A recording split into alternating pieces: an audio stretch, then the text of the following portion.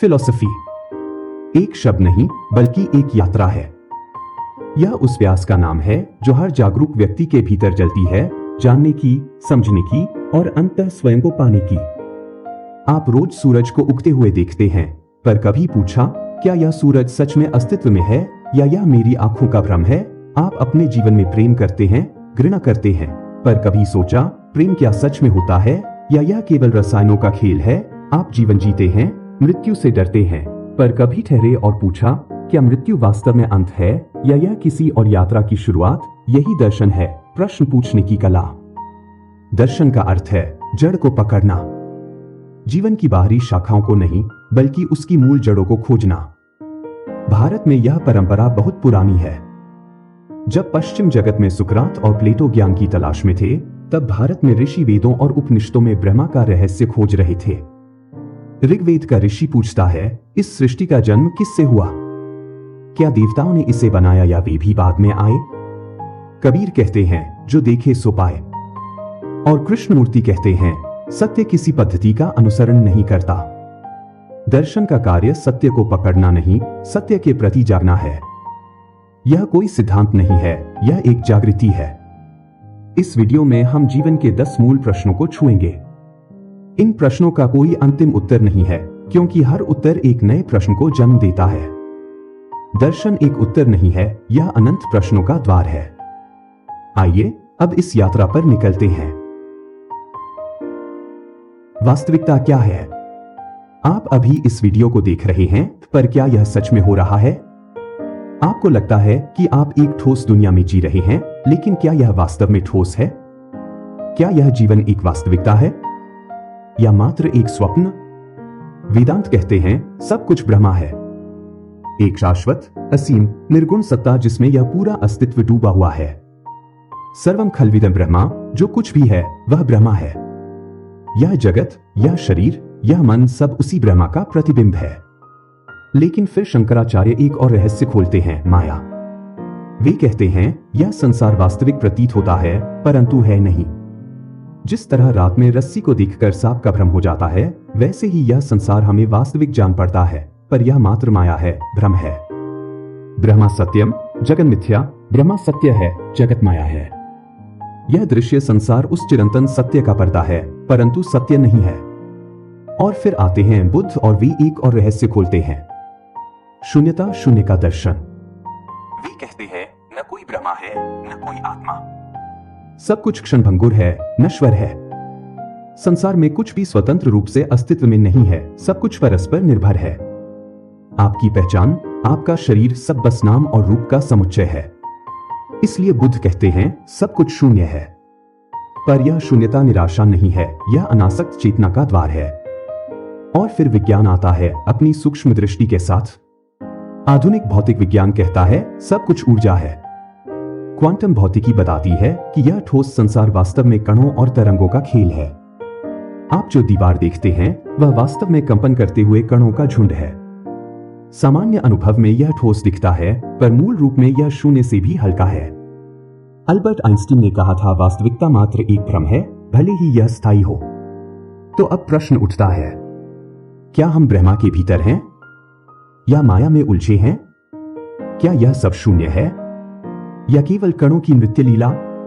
क्या सत्य अध्यात्म में छिपा है या विज्ञान में? आप जब ध्यान से देखते हैं तो पाते हैं कि सत्य किसी सिद्धांत में नहीं बल्कि उस दृष्टि में है जो मुक्त है। ब्राह्मण का अनुभव, माया का रहस्य, शून्यता की गहराई और विज्ञान का तर्क, ये सब उस एक ही रहस्य की भिन्न झलकियां हैं। और जब आप इन झलकियों को समेटते हैं तो पाते हैं वास्तविकता न ब्रह्मा है, न माया, न शून्य, न कण, वह सब कुछ है और कुछ भी नहीं। क्या सचमुच स्वतंत्र इच्छा है? आप अभी इस वीडियो को देख रहे हैं, क्या यह आपका चुनाव है या यह पहले से ही तय था? क्या आप स्वयं निर्णय लेते हैं या आप बस किसी अदृश्य पटकथा का पात्र हैं? भगवद गीता में कृष्ण कहते हैं कर्मण्येवाधिकारस्ते मा फलेषु कदाचन, तुम्हारा अधिकार कर्म पर है, फल पर नहीं। यह कर्म का रहस्य है, कर्म करो पर फल की आस मत रखो, क्योंकि फल तुम्हारे हाथ में नहीं है, वह भाग्य के हाथ में है। गीता का यह दर्शन एक अद्भुत द्वंद्व को उजागर करता है। कर्म करो पर परिणाम तुम्हारे वश में नहीं। यानी तुम्हारे पास कर्म करने का अधिकार है, लेकिन परिणाम पूर्व निर्धारित है, क्योंकि यह परिणाम तुम्हारे पिछले कर्मों का फल है। इसलिए गीता कहती है कर्म करो पर आसक्त मत हो। पर बुद्ध एक और रहस्य खोलते हैं। वे कहते हैं अनत्ता, न कोई आत्मा न कोई करने वाला। यह जो मैं हूं वह भी एक भ्रम है। कौन निर्णय ले रहा है जब मैं का अस्तित्व ही नहीं? बुद्ध कहते हैं कर्म का नियम काम करता है पर करने वाला कोई नहीं। सब कुछ एक प्रक्रिया है, एक निरंतर प्रवाह जिसमें करने वाले का कोई अलग अस्तित्व नहीं है। यह जीवन एक नदी की तरह बहता है, कोई स्वतंत्र सत्ता नहीं, बस बहाव है। और अब आधुनिक विज्ञान की ओर देखिए। न्यूरोसाइंस कहता है आप निर्णय लेते नहीं, बस निर्णय लेने का भ्रम पाते हैं।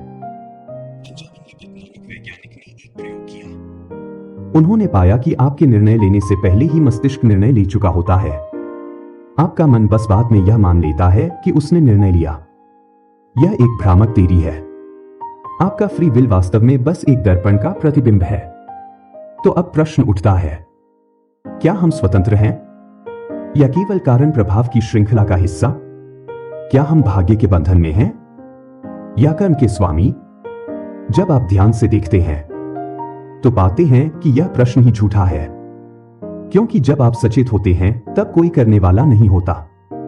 तब बस कर्म घटता है और आप साक्षी होते हैं। कर्म तो घट रहा है पर भीतर कोई नहीं है जो उसे करता है। स्वतंत्रता और पूर्व निर्धारण ये दोनों ही माया है। सत्य तो बस प्रवाह है जो न बंधा है न मुक्त है। जीवन का उद्देश्य क्या है? आप सुबह उठते हैं, काम पर जाते हैं, प्रेम करते हैं, संघर्ष करते हैं, पर कभी ठहरे और पूछा यह सब क्यों? जीवन क्यों चल रहा है? क्या बस खाना, कमाना, सो जाना ही इसका अर्थ है या कोई गहरा उद्देश्य छिपा है? हिंदू दर्शन कहता है जीवन के 4 पुरुषार्थ हैं। पहला है धर्म, जीवन को सही ढंग से जीने का मार्ग।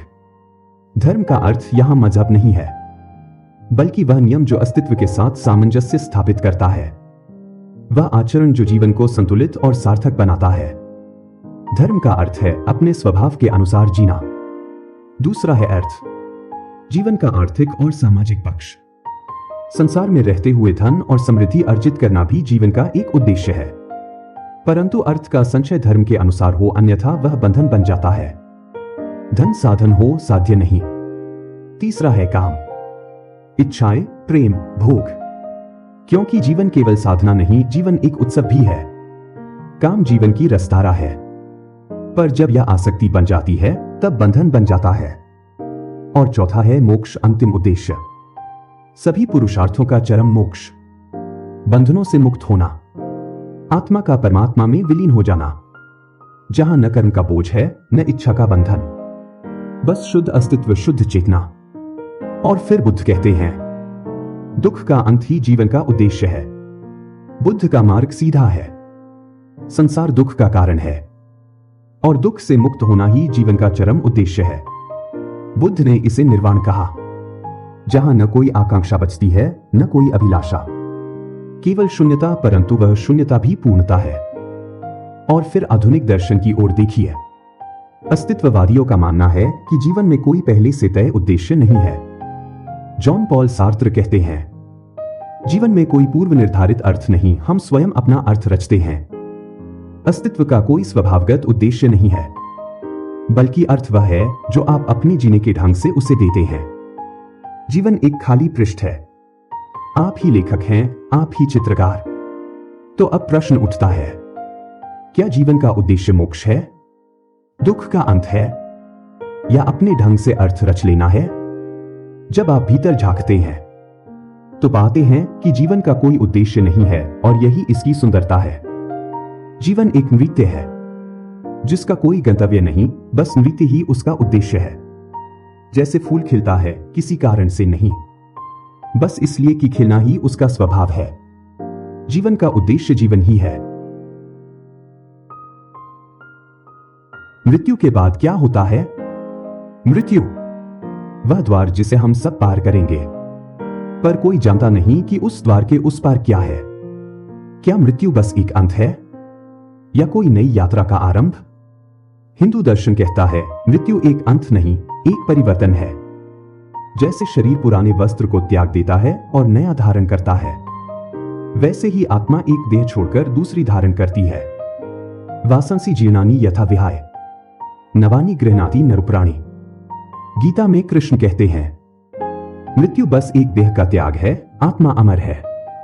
पुनर्जन्म एक निरंतर चक्र है। कर्म के अनुसार जन्म, मृत्यु और फिर पुनर्जन्म। और इस चक्र से मुक्ति का नाम है मोक्ष, जहां आत्मा इस संसार चक्र से छूट जाती है और परम सत्य में विलीन हो जाती है। फिर बुद्ध एक और दृष्टि देते हैं। वे आत्मा को ही नकारते हैं। बुद्ध कहते हैं न कोई आत्मा है, न कोई स्थायी सत्ता। फिर पुनर्जन्म किसका होता है? यह व्यक्ति नहीं, बस कर्म का प्रवाह है जो एक से दूसरे में बहता है। जैसे एक दीपक से दूसरा दीपक जलता है। पहले दीपक की ज्योति अब रही नहीं, पर अगली लौ जल उठी। अनात्म पुनर्जन्म व्यक्ति नहीं लौटता, बस कर्म का प्रवाह अगली सत्ता में प्रवेश करता है। और फिर चार्वाक आते हैं। वे कहते हैं मृत्यु ही अंत है। चार्वाक भौतिकवादी थे। उनका मत था न आत्मा है, न पुनर्जन्म। मन, विचार, चेतना सब मस्तिष्क का खेल है। मस्तिष्क बंद तो सब बंद। भस्मीभूतस्य देहस्य पुनरागमनम कुतः। जब शरीर जलकर राख हो गया तो लौटने का प्रश्न ही कहा। चार्वाक कहते हैं जब तक हो सुख से जियो। मरने के बाद न कोई स्वर्ग, न कोई नरक। और अब विज्ञान की ओर देखिए। न्यूरोसाइंस कहता है मृत्यु के बाद चेतना भी समाप्त हो जाती है, परंतु कुछ वैज्ञानिक नियर डेथ एक्सपीरियंस को लेकर संशय में हैं। कई लोग जो मृत्यु के करीब से लौटे, उन्होंने सुरंग से गुजरने, प्रकाश को देखने या किसी दिव्य अनुभव का वर्णन किया। क्या यह चेतना की अस्तित्व सीमा को दर्शाता है या केवल मस्तिष्क के मरने से पहले का रासायनिक भ्रम है? विज्ञान अब भी निश्चित उत्तर नहीं दे सका है। तो अब प्रश्न उठता है, क्या मृत्यु के बाद कुछ है या कुछ भी नहीं? क्या हम लौटेंगे या मिट जाएंगे? जब आप भीतर झांकते हैं तो पाते हैं कि मृत्यु का कोई निश्चित उत्तर नहीं है, क्योंकि मृत्यु एक रहस्य है। जो मरा नहीं वह जान नहीं सकता, और जो जान गया वह लौटकर बता नहीं सकता। मृत्यु का रहस्य अनंत है, और उस रहस्य को जानने का एक ही मार्ग है, मृत्यु का साक्षात्कार।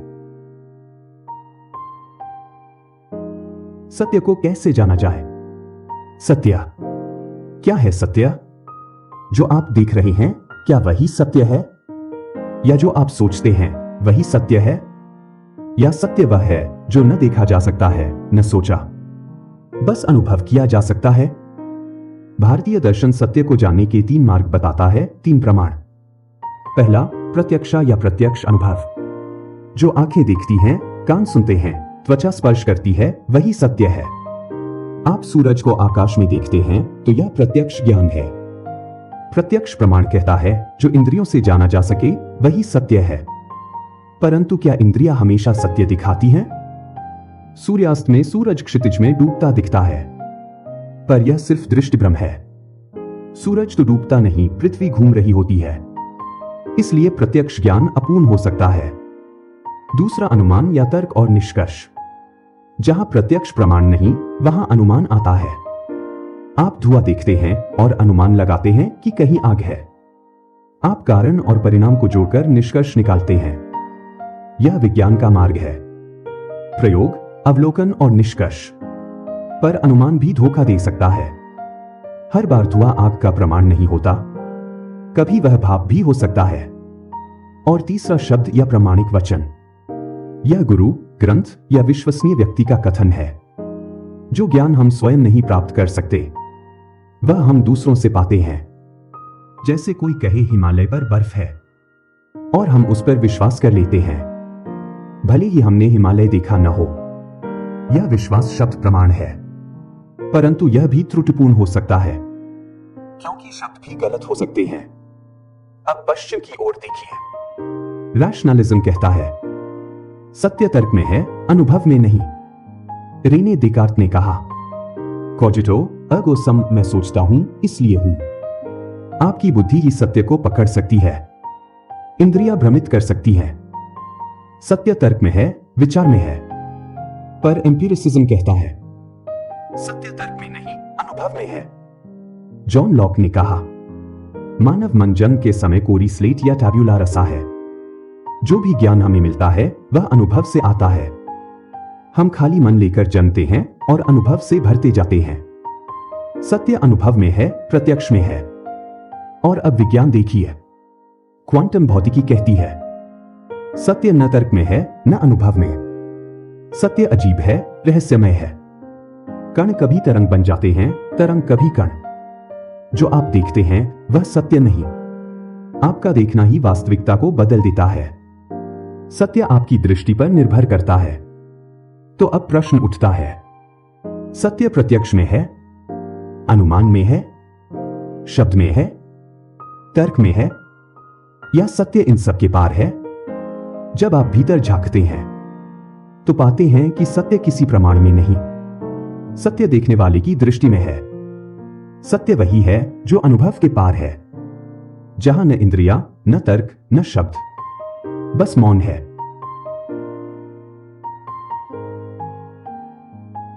मैं कौन हूं?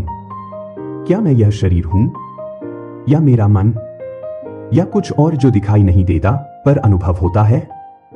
आप आंखें बंद करते हैं, शरीर स्थिर हो जाता है, मन शांत हो जाता है, और फिर भी कुछ बचता है। जो सब देख रहा है, सब जान रहा है, वही मैं हूं या वही मैं को दिखने वाला? अद्वैत वेदांत कहता है आत्मा अमर है। यह ब्रह्मास्मि, मैं ब्रह्मा हूं। शरीर नश्वर है, मन चंचल है, पर आत्मा शाश्वत है। आप न यह शरीर हैं, न यह विचार, आप तो बस शुद्ध चेतना है। आत्मा जो कभी जन्म नहीं लेती, कभी मरती नहीं। गीता में कृष्ण कहते हैं, नैन छिंदन्ति शस्त्राणि नैन दहति पावकः। इस आत्मा को न शस्त्र काट सकते हैं, न अग्नि जला सकती है। यह अजर है, अमर है।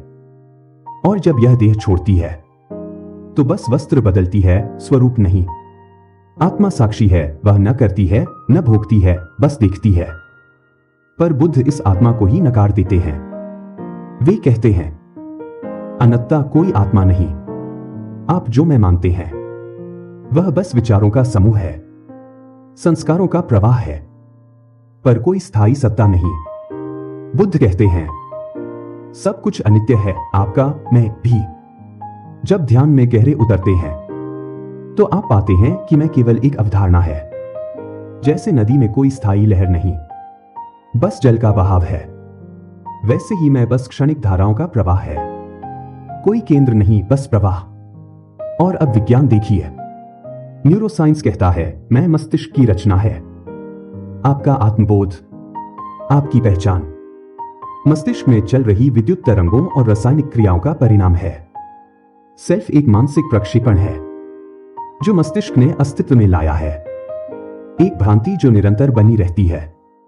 माइकल गजानिका नामक वैज्ञानिक कहते हैं, आपका मस्तिष्क ही एक कहानीकार है, वह निरंतर आपकी कथा गढ़ता रहता है, पर वास्तव में कोई स्थायी आप है ही नहीं। स्मृतियां बदलती हैं, अनुभव बदलते हैं, और आपकी परिभाषा भी बदलती रहती है।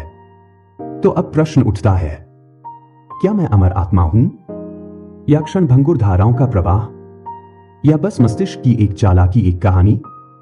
जब आप भीतर झांकते हैं तो पाते हैं कि मैं का कोई ठोस अस्तित्व नहीं है। मैं एक भ्रम है, एक छाया। ध्यान में उतरते उतरते एक क्षण आता है जब मैं गिर जाता है और बस शुद्ध मौन बचता है, शुद्ध अस्तित्व। न आत्मा बचती है, न अनात्मा, बस शून्यता बचती है, और वही पूर्णता है।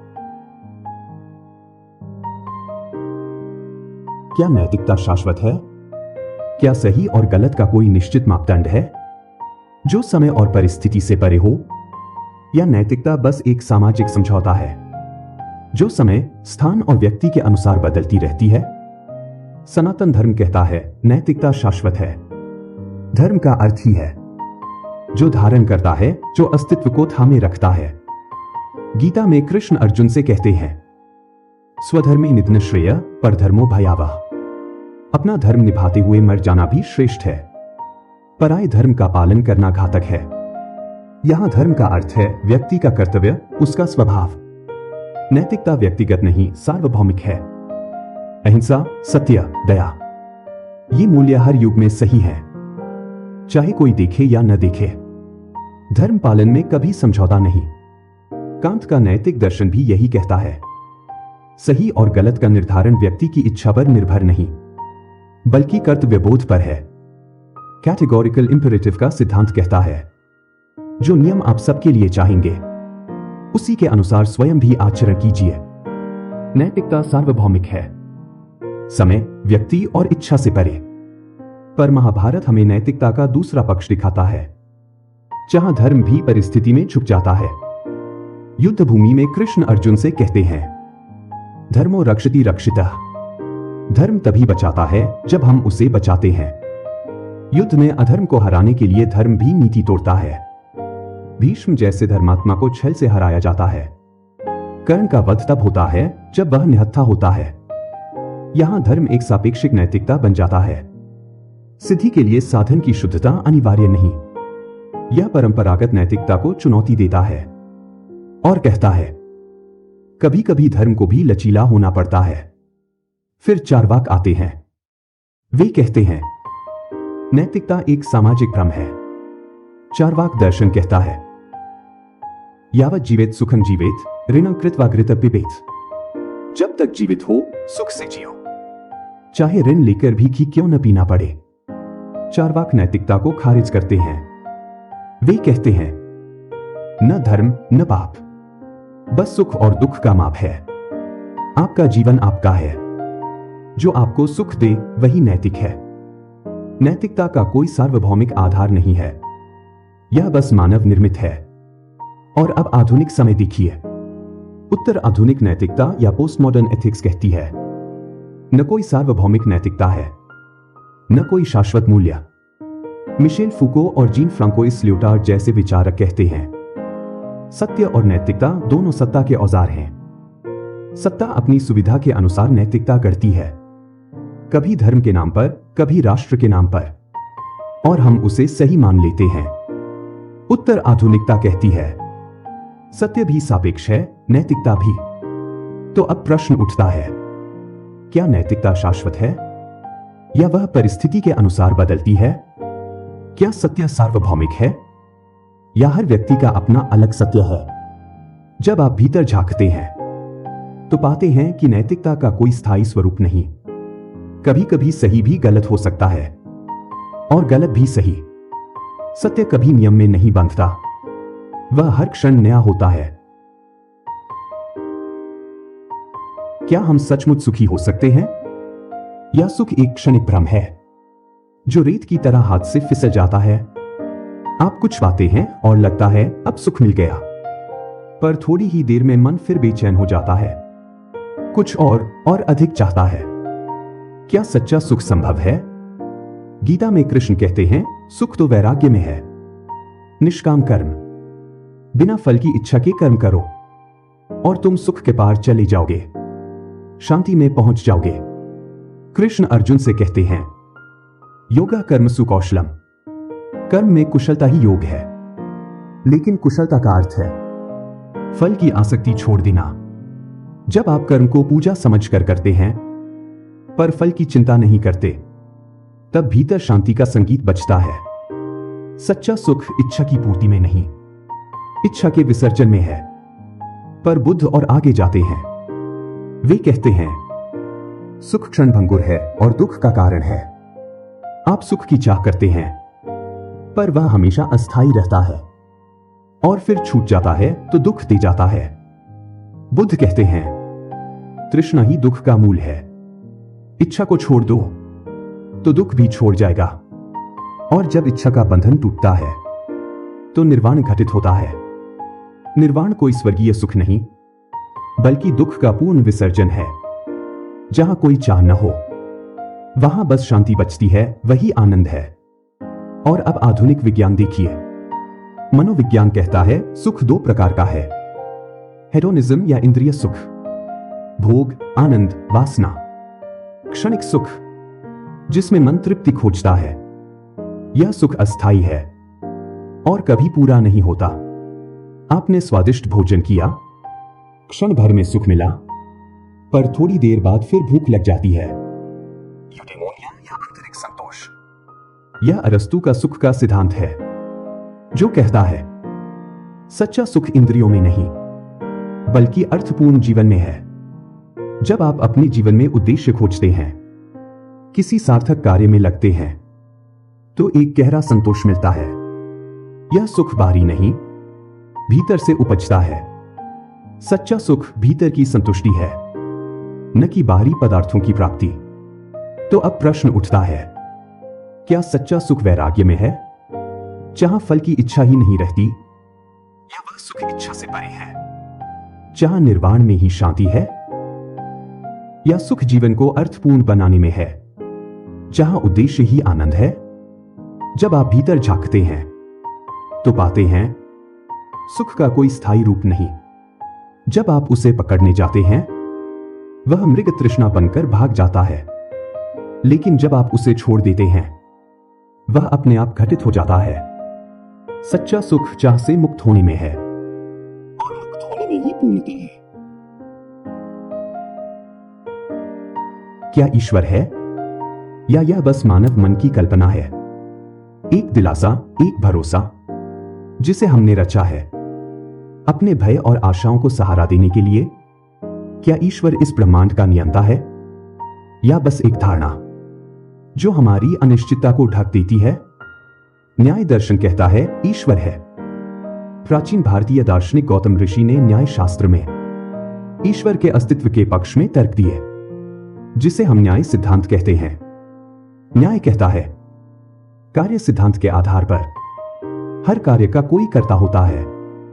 जैसे रथ को देखने पर हम जानते हैं उसका कोई निर्माता होगा, वैसे ही यह सृष्टि भी बिना कर्ता के नहीं हो सकती। कार्य कारण संबंध के अनुसार यह ब्रह्मांड एक परिणाम है और उसका कारण ईश्वर है। सूर्य, चंद्रमा, तारों की गति, उनकी सटीक व्यवस्था, ईश्वर के बिना यह संभव नहीं। न्याय दर्शन कहता है ईश्वर ही सृष्टि का निर्माता और नियंता है, लेकिन बुद्ध इस ईश्वर को ही नकार देते हैं। वे कहते हैं कोई ईश्वर नहीं, कोई सृष्टा नहीं। बुद्ध का दर्शन अनीश्वरवाद है। वे कहते हैं सब कुछ कारण कार्य के नियम से होता है, किसी ईश्वर की आवश्यकता नहीं, बस कर्म और उसके परिणाम ही जीवन को संचालित करते हैं। बुद्ध कहते हैं संसार में दुख है, इस दुख को ईश्वर नहीं, स्वयं ज्ञान ही मिटा सकता है। बुद्ध ने ईश्वर की धारणा को अस्वीकार किया, क्योंकि वे मानते थे ईश्वर में विश्वास व्यक्ति को भाग्यवादी बना देता है, जबकि मुक्ति केवल आत्मज्ञान से संभव है, किसी ईश्वर से नहीं। और फिर चार्वाक आते हैं, वे तो और कठोर हो जाते हैं। चार्वाक कहते हैं ईश्वर एक कल्पना मात्र है, धर्म ग्रंथों द्वारा गढ़ी गई कथा। वे कहते हैं प्रत्यक्ष प्रमाण ही सत्य है, जिसे आप देख सकते हैं, अनुभव कर सकते हैं, वही सत्य है। ईश्वर को कभी किसी ने देखा नहीं, तो उस पर विश्वास क्यों करें? चार्वाक कहते हैं स्वर्ग, नरक, ईश्वर सब मनगढ़ंत है। विज्ञान की भाषा में कहे तो चार्वाक दर्शन का आधार नास्तिकता है, जहां किसी अलौकिक सत्ता का कोई स्थान नहीं। चार्वाक की सीधी बात थी इस जीवन का भोग करो, क्योंकि न कोई ईश्वर है, न पुनर्जन्म। और अब पश्चिमी दर्शन देखिए। सेंट थॉमस एक्विनास ने कॉस्मोलॉजिकल तर्क दिया, जो न्याय दर्शन जैसा है। हर चीज का कोई कारण है और अंतिम कारण ईश्वर है। फिर आता है सेंट एंसेल्म का ओंटोलॉजिकल तर्क। वे कहते हैं ईश्वर की अवधारणा ही ईश्वर के अस्तित्व का प्रमाण है, क्योंकि हम ईश्वर की कल्पना करते हैं। इसका मतलब है कि ईश्वर का अस्तित्व होना ही चाहिए। और फिर डेविड ह्यूम और नीत्शे जैसे विचारक, जो ईश्वर के अस्तित्व को पूरी तरह नकारते हैं। गॉड इज डेड, नीत्शे कहते हैं ईश्वर का विचार मर चुका है, क्योंकि मनुष्य ने स्वयं को ईश्वर मान लिया है। तो अब प्रश्न उठता है, क्या ईश्वर है जो सृष्टि का सृजनकर्ता और संचालक है, या ईश्वर बस मानव कल्पना का परिणाम है जो भय और आशा से उपजी है? जब आप भीतर झांकते हैं तो पाते हैं ईश्वर न बाहर है न भीतर, ईश्वर बस मौन में है। जब विचार रुक जाते हैं और बस शुद्ध अस्तित्व बचता है, वही ईश्वर है। ईश्वर कोई धारणा नहीं, वह अनुभव है, मौन का अनुभव। क्या अंतिम मुक्ति संभव है? क्या हम इस जन्म मृत्यु के चक्र से बाहर निकल सकते हैं? या यह जीवन बस एक अंतहीन दौड़ है जहां हम मुक्ति का स्वप्न देखते हैं पर कभी उसके पार नहीं जा पाते? क्या मोक्ष, निर्वाण या पूर्ण ज्ञान सच में अटेनेबल हैं? अद्वैत वेदांत कहता है मोक्ष ही अंतिम सत्य है। आदि शंकराचार्य कहते हैं ब्रह्मा सत्यम जगन मिथ्या, यह संसार एक माया है, अस्थाई और भ्रमपूर्ण। आप जो देखते हैं वह सत्य नहीं है। सत्य तो ब्रह्मा है जो असीम और शाश्वत है। अद्वैत कहता है मोक्ष का अर्थ है आत्मा का ब्रह्मा में लय हो जाना।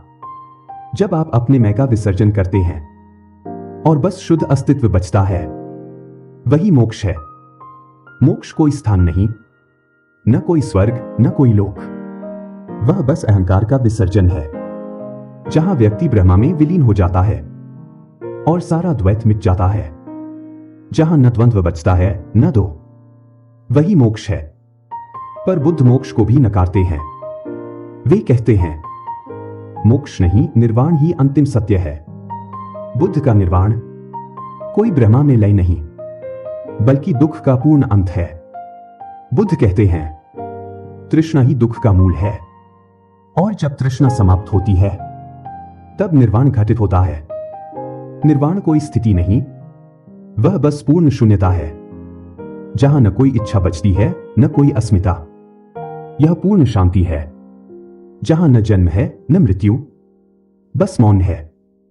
जहां कुछ भी नहीं बचता, वही निर्वाण है। और जैन दर्शन क्या कहता है? जैन धर्म में मुक्ति को कैवल्य ज्ञान कहा गया है। कैवल्य का अर्थ है पूर्ण ज्ञान, जहां आत्मा अपने शुद्ध स्वरूप को जान लेती है। महावीर कहते हैं जब आत्मा से कर्माशय का बंधन कट जाता है तब कैवल्य घटित होता है। यह कैवल्य कोई ब्रह्मा में विलीन होना नहीं बल्कि आत्मा का पूर्ण स्वतंत्र होना है। जैन धर्म कहता है आत्मा अनंत चेतना और आनंद का स्वरूप है, बस वह कर्मों से ढकी है। जैसे ही कर्म समाप्त होते हैं, आत्मा अपने स्वभाव में स्थित हो जाती है, वही कैवल्य है। पूर्ण ज्ञान ही पूर्ण मुक्ति है। अब आधुनिक दृष्टि देखिए। मनोविज्ञान कहता है मोक्ष आत्म परिवर्तन है। अब्राहम मास्लो ने कहा सेल्फ ट्रांसेंडेंस ही व्यक्ति का अंतिम विकास है। जब व्यक्ति अपनी सीमित इच्छाओं से परे जाता है और अपने अस्तित्व का विस्तार अनुभव करता है, वही आधुनिक मोक्ष है। मास्लो कहते हैं जब अहंकार मिटता है तब व्यक्ति असीमता का अनुभव करता है। यह कोई धार्मिक अवस्था नहीं बल्कि आत्मा की मनोवैज्ञानिक परिपक्वता है जहां व्यक्ति स्वयं के पार चला जाता है। तो अब प्रश्न उठता है, क्या मोक्ष संभव है? क्या हम इस संसार से मुक्त हो सकते हैं? या यह बस एक कल्पना है जो हमें सांत्वना देती है? क्या निर्वाण केवल एक शांति का नाम है या वास्तव में कोई अंतिम अवस्था? क्या आधुनिक मनोविज्ञान का आत्मविस्तार ही नया मोक्ष है? जब आप भीतर झांकते हैं तो पाते हैं मोक्ष कहीं बाहर नहीं, वह बस मन का मुक्त होना है सारी इच्छाओं और सीमाओं से। जब आप पूरी तरह शून्य हो जाते हैं, बस एक मौन बचता है, वही मोक्ष है। मोक्ष कोई गंतव्य नहीं, वह आपकी मौन उपस्थिति है। तो हमने प्रश्न पूछे, हमने सत्य की खोज की, हमने सोचा, तर्क किया, अनुभव किया, पर अंततः दर्शन शास्त्र क्यों आवश्यक है? क्या यह केवल विचारों का खेल है या यह जीवन को सच में बदल सकता है? हमने पूछा वास्तविकता क्या है? क्या यह ब्रह्मा है, माया है या केवल परमाणुओं की नृत्य लीला? क्या यह एक भ्रम है या कोई शाश्वत सत्ता? और उत्तर मिला वास्तविकता आपके देखने के दृष्टिकोण पर निर्भर है। जो ध्यान में है उसके लिए संसार ब्रह्मा है, जो बुद्धि में है उसके लिए संसार नियमों से बंधा है, पर जो प्रेम में है उसके लिए संसार स्वयं एक कविता है। हमने पूछा, क्या हमें सचमुच स्वतंत्र इच्छा है? कर्म का सिद्धांत कहता है तुम जो करोगे वही लौटकर आएगा, पर विज्ञान कहता है तुम्हारा मस्तिष्क पहले ही निर्णय ले चुका होता है। तो क्या हम बस घटनाओं के पात्र हैं या हम स्वयं अपनी नियति के निर्माता हैं? और उत्तर मिला, स्वतंत्रता भीतर है, बाहर नहीं। बाहर परिस्थितियां तय हो सकती हैं, पर तुम्हारी प्रतिक्रिया तुम्हारे हाथ में है। हमने पूछा, जीवन का उद्देश्य क्या है? क्या यह धर्म, अर्थ, काम और मोक्ष की यात्रा है? क्या यह इच्छाओं का पीछा करना है या इच्छाओं से मुक्त होना? और उत्तर मिला, अर्थ वही है जो तुम उसे देना चाहते हो। कोई उद्देश्य पहले से नहीं लिखा हुआ, तुम्हें स्वयं उसे खोज लेना होगा या उसे रच लेना होगा। हमने पूछा, मृत्यु के बाद क्या होता है? क्या पुनर्जन्म है, मोक्ष है या बस शून्यता? कोई कहता है आत्मा अनंत यात्रा पर है, कोई कहता है मृत्यु के बाद बस अंधकार है। और उत्तर मिला, तुम जो मानते हो वही सत्य है। यदि तुम पुनर्जन्म मानते हो तो जीवन उसी ताने बाने में बुना जाएगा। यदि तुम शून्य में विश्वास रखते हो तो वही तुम्हारी मुक्ति बन जाएगी। हमने पूछा, सत्य को कैसे जाना जाए? क्या हम प्रत्यक्ष अनुभव से जान सकते हैं? क्या तर्क और विज्ञान हमें सत्य तक ले जा सकते हैं? क्या शास्त्रों की गवाही ही अंतिम प्रमाण है? और उत्तर मिला, सत्य शब्दों में नहीं, अनुभव में है। तुम सुन सकते हो, पढ़ सकते हो, सोच सकते हो, पर जब तक स्वयं नहीं देखते तब तक सत्य आधा ही है। हमने पूछा, मैं कौन हूं? क्या मैं आत्मा हूं या बस शरीर और मस्तिष्क का खेल? बुद्ध कहते हैं कोई आत्मा नहीं, सब अनित्य है। अद्वैत वेदांत कहता है तुम स्वयं ब्रह्मा हो। और उत्तर मिला, तुम वही हो जो तुम स्वयं अनुभव करते हो। अगर तुम देह से जुड़े हो तो तुम शरीर हो, अगर तुम मन से जुड़े हो तो तुम विचार हो, और अगर तुम इन सब से परे चले जाओ तो बस मौन बचता है, वही तुम हो। और हमने पूछा, क्या हम सच में सुखी हो सकते हैं? गीता कहती है वैराग्य में सुख है। बुद्ध कहते हैं इच्छाओं के अंत में सुख है। विज्ञान कहता है सुख हार्मोनों का खेल है। और उत्तर मिला, सुख बाहर नहीं, भीतर है। जब तुम स्वयं से संतुष्ट हो जाते हो तो फिर किसी चीज की आवश्यकता ही नहीं रहती। और अंत में हमने पूछा, क्या ईश्वर है? क्या कोई नियंता है या यह ब्रह्मांड स्वयं अपनी गति से चल रहा है? क्या ईश्वर आस्था है या बस मानव मन का एक आविष्कार? और उत्तर मिला, ईश्वर कोई प्रमाण नहीं, ईश्वर एक अनुभव है। जो उसे अनुभव करता है उसे प्रमाण की आवश्यकता नहीं, जो उसे नहीं अनुभव करता उसे प्रमाण से भी विश्वास नहीं होगा। तो अब अंत में दर्शन शास्त्र क्यों महत्वपूर्ण है? क्योंकि यह केवल विचारों का खेल नहीं, यह जीवन जीने की कला है। दर्शन हमें सिखाता है कैसे प्रश्न पूछें, कैसे सत्य को खोजें, कैसे जीवन को अर्थ दें और कैसे स्वयं को जानें।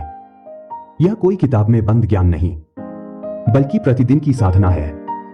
और अब मैं आपसे पूछता हूं, आपके जीवन का दर्शन क्या है? आपके लिए सत्य क्या है? आपके लिए ईश्वर क्या है? आपके लिए मोक्ष क्या है? इन प्रश्नों के उत्तर कोई और नहीं दे सकता। इनका उत्तर आपको स्वयं खोजना होगा। और यही दर्शन की सुंदरता है। यह आपको उत्तर नहीं देता, यह आपको उत्तर तक पहुंचने का मार्ग दिखाता है। तो सोचो, खोजो, अनुभव करो, क्योंकि दर्शन केवल पढ़ने के लिए नहीं, जीने के लिए है।